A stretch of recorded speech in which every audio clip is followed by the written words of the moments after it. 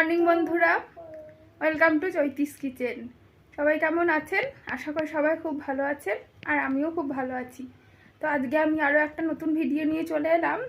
তো আজকে দেখাবো এই বসন্তের সময়, এখন বসন্তকাল এখনও পড়েনি কিন্তু বসন্তের আবহাওয়াটা চলে এসেছে।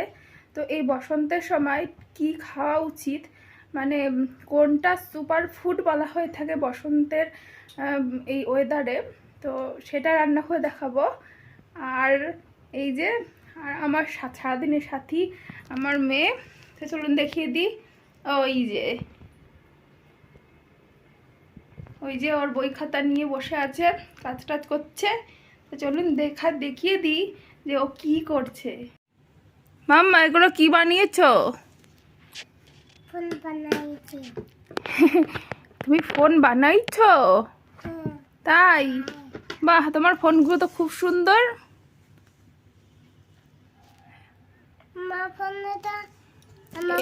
এটা মার ফোন, আর এটা কার ফোন? তোমার ফোন। বাহ, খুব সুন্দর তোমার ফোনটা। আজকে বানাবো সজনে ডাঁটার তরকারি।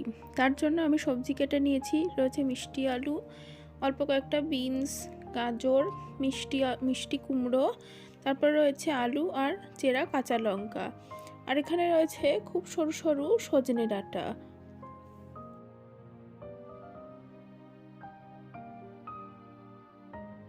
আর তরকারিতে দেওয়ার জন্য অল্প একটু আদা এখানে গ্রেট করে নিয়েছি। তো এবারে রান্নার জন্য গ্যাসে কড়াই বসিয়ে দিয়ে দিয়েছি তেল, আর ফোড়নে দিয়ে দিলাম 5 ফোড়ন, আর দিয়ে দেবো অল্প একটু হিং। ফোড়নটা থেকে সুন্দর গন্ধ বেরোলে এবারে দিয়ে দিলাম গ্রেট করে রাখা আদাটা একটু ভেজে নিয়ে এবারে সমস্ত সবজিগুলো দিয়ে দিচ্ছি।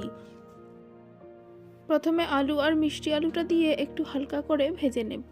আর এদিকে দেখুন আদাটা ভাজা ভাজা হয়ে গিয়ে কেমন একটা শক্ত দলা পাকিয়ে গেছে, তবে তরকারিতে পড়লে এটা ঠিক হয়ে যাবে। আর এবারে আরও বাকি যে সবজি কেটে রেখেছিলাম সেগুলো দিয়ে দিলাম। এবার সমস্ত সবজি খুব ভালোভাবে ভেজে নেব।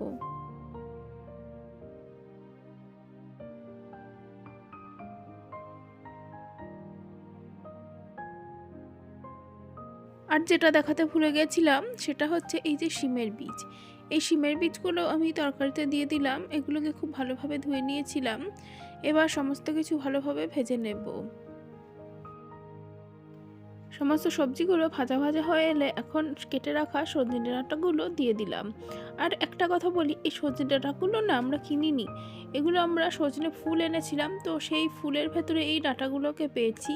সমস্ত ফুলেই ডাঁটা ধরে গেছে, তো সেই ডাঁটাগুলোকে আলাদা করে এতগুলো ডাঁটা বেরিয়েছিল, তো সেগুলো দিয়ে তরকারি করছি। আর দেখুন দিয়ে দিলাম পরিমাণ মতন হলুদটা সমস্ত সবজির সাথে ভালোভাবে মিশিয়ে দিলাম।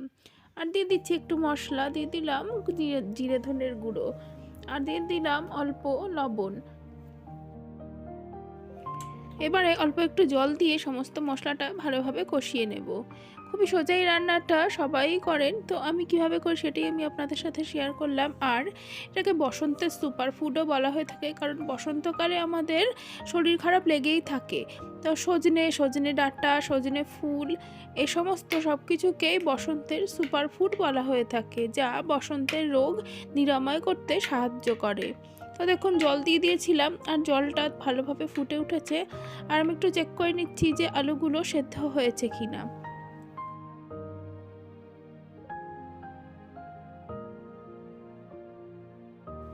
আর এই যে তরকারিটা হয়ে গেছে, তো আমি নামিয়ে নিয়েছি। আর এবারে চলুন আমার এই ছোট্ট আলু ক্ষেতটা আপনাদের একটু দেখিয়ে দিই। এটা আমার হাজব্যান্ডের একটা শখও বলতে পারেন। তো এই যে আমরা এখানে আলু লাগিয়েছি, তো বেশ অনেকগুলো গাছই উঠেছে। আর দেখুন গাছগুলো ওই দিকে ঝুঁকে পড়েছে, কারণ ওই দিকেই যেহেতু সূর্যের আলোটা রয়েছে, তো ওদিকেই ঝুঁকে পড়েছে। দেখুন বেশ অনেক গাছ উঠেছে, আর এর থেকেও মোটামুটি বেশ কিছু আলু আমরা পাই। তো সেগুলো খেতে ভালোই লাগে, কারণ এই ছোট্ট ক্ষেতের আলু বলে কথা। এই যে আমরা এখানে জল দিয়েছি, আর এখানে একটা ছোট্ট স্যাকুলেন্ট গাছও রয়েছে। এই গাছগুলোর থেকে যখন আলু তুলবো তখন সেটাও আপনাদেরকে দেখাবো যে কতগুলো আলু আমরা পেলাম। আর এবারে এই যে দেখুন গাছ রাখার যে স্ট্যান্ডটা, এটা আমরা নতুন কিনেছি। দেখুন গাছগুলো সুন্দর করে সাজিয়ে রেখেছি আমরা। আর চলুন এবারে দেখিয়ে দিই, এই যে ওপরে দেখছেন এটাকে বলা হয় লাকি ব্যাম্বু গাছ। এই গাছটা আমরা ব্যাঙ্গালোর থেকে কিনেছিলাম। অনেকেই হয়তো জানেন যে এই গাছগুলো জলের মধ্যে বসানো থাকে, তো জলের মধ্যেই ছিল, তো গাছগুলোতে ফাঙ্গাস লেগে যাওয়াতে আমরা এরকম মাটিতে বসিয়ে দিয়েছি। তো মাটিতে বসিয়ে দেওয়ার ফলে গাছটা খুব সুন্দর হচ্ছে। এই গাছটার বয়স প্রায় 5 বছর হতে চললো। আর এই যে এখানে দেখুন এটাকে বলা হয় টেবিল কামিনী। তো এই গাছটা গতবার গরমে এসির গরম হাওয়া পেয়ে পেয়ে মরেই যাচ্ছিল প্রায়, তো তারপরে এই গাছটাকে অনেক জল টল দিয়ে বাঁচিয়েছি। এই হচ্ছে আমার গাছপালা। তো বন্ধুরা, আজকের ভিডিওটা এখানেই শেষ করলাম। ভালো লেগে থাকলে অবশ্যই ভিডিওটিতে লাইক দেবেন আর একটু কমেন্ট করে দেবেন।